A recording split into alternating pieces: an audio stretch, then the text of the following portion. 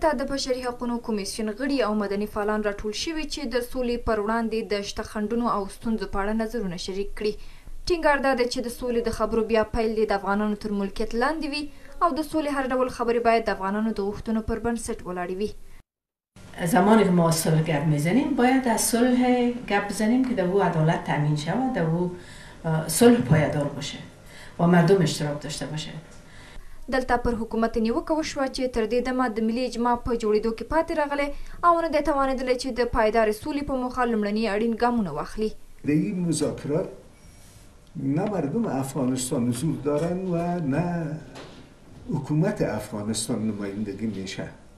ثانیاً من شخصا اعتقاد دارم که ما همچنان در پایان یک پروسه شکست خورده صلح قرار داریم که در سال 2001 شروع شده بود. افغانان داسې مهال د سولې په پروسه کې د افغانانو پر مدیریت ټینګار کوي چې د حکومت له لوري اووه مادهیزه طرحه وړاندې شوې، خو د بشري حقوقو په برخه کې د دولت وزارت وایي په دې طرحه دې له سره بیا غور وشي.